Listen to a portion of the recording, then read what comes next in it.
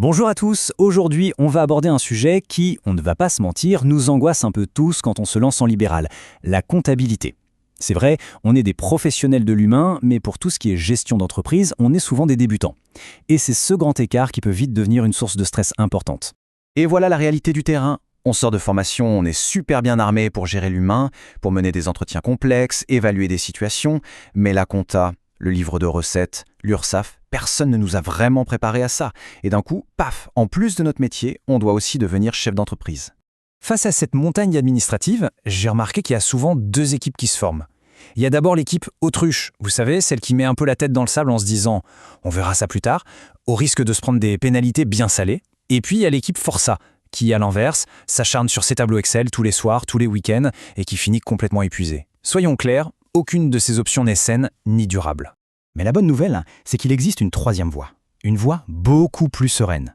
L'idée, ce n'est pas de devenir un expert comptable. Pas du tout. C'est juste de mettre en place un système simple, qui tourne tout seul, pour une bonne raison. Notre temps est bien trop précieux pour être gâché dans des calculs sans fin. Ce temps, il doit être sanctuarisé pour les personnes qu'on accompagne. C'est ça le cœur de notre métier. Alors, si on se sent un peu débordé par tout ça, c'est tout à fait normal, vraiment. La première chose à faire, c'est de respirer à bon coup et de faire le point, tranquillement. Et pour ça, je vous ai préparé quelque chose de très simple, une checklist de conformité à télécharger gratuitement. Ça permet de voir où on en est sans se mettre la pression. C'est juste un premier petit pas pour reprendre le contrôle. Ok, maintenant qu'on a posé le cadre, voyons les solutions. Pour être tranquille et sécuriser sa pratique, il y a trois choses, vraiment trois piliers qui sont non négociables. Ce sont les bases, le minimum légal. Ces trois piliers, les voici, un compte bancaire dédié à l'activité, une facturation qui respecte les normes et la tenue d'un livre de recettes. On va regarder ça point par point. Premier pilier, le fameux compte bancaire dédié. Pensez-y comme une frontière sacrée entre votre vie pro et votre vie perso. Ce n'est pas juste pour faire joli, c'est une obligation légale, mais c'est surtout pour vous protéger. Imaginez un contrôle fiscal où tout est mélangé. L'administration aurait le droit de fouiller dans toutes vos dépenses personnelles. Croyez-moi, on ne veut pas ça. Séparer dès le début, c'est la base d'une gestion saine et sereine. Deuxième pilier, la facturation. Attention, une facture, ce n'est pas juste un petit document Word qu'on envoie comme ça. Non, c'est un document légal, un vrai bouclier juridique en cas de problème. Il y a des mentions obligatoires très précises à mettre dessus, le numéro SIRET, un numéro de facture unique, la mention sur la TVA, et chaque oubli peut entraîner une amende. C'est un point à ne vraiment pas négliger. Et enfin, le troisième pilier, le livre de recettes. Voyez-le comme le journal de bord financier de votre activité. Pour chaque euro qui rentre, vous devez pouvoir tracer qui a payé, quand, combien et par quels moyens. C'est vraiment le premier document que l'URSSAF va regarder en cas de contrôle, pour voir si tout est cohérent. C'est votre filet de sécurité. Bon, maintenant, je voudrais faire un zoom sur un point super important. Une erreur que je vois tout le temps et qui peut avoir de lourdes conséquences. La question est toute simple.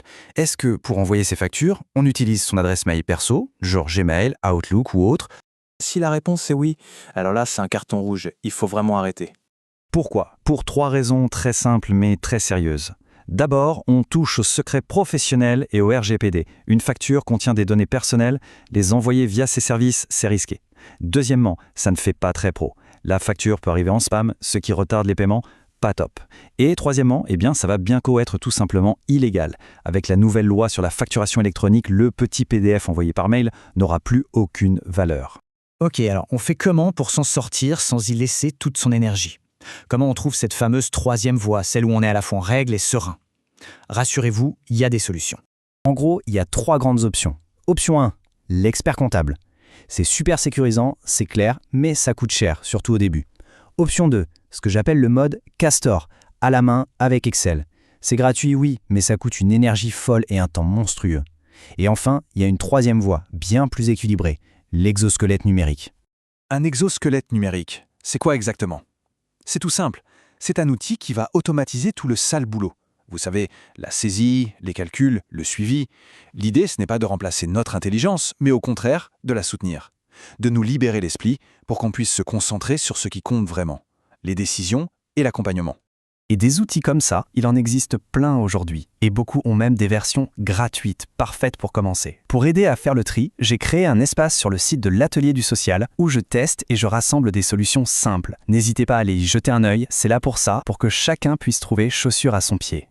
Parce qu'au final, il faut se souvenir de l'objectif. Le but, ce n'est pas la compta, ce n'est même pas l'outil en lui-même. Le but, c'est de faire la différence entre le temps machine, ce temps qu'on passe sur la paperasse, les calculs, et le temps humain. Et un bon système, c'est un système qui réduit au maximum le temps machine pour nous redonner du temps humain. Du temps pour les personnes qu'on accompagne, pour la réflexion, pour nous, tout simplement. Et pour ceux qui veulent vraiment passer à la vitesse supérieure, qui cherchent un cadre complet, clé en main pour ne plus se poser de questions, j'ai conçu quelque chose de spécifique. Ça s'appelle le bouclier du libéral. C'est un kit complet avec tous les modèles, toutes les procédures pour être en règle de A à Z sans avoir à bricoler. Je vais conclure avec une simple question qui résume tout. Où est-ce qu'on a envie de mettre notre énergie la plus précieuse? Est-ce que c'est dans nos feuilles de calcul ou est-ce que c'est au service des personnes qu'on accompagne? Bien s'outiller, ce n'est pas qu'une question technique. C'est un vrai choix éthique pour protéger notre pratique. Prenez bien soin de vous.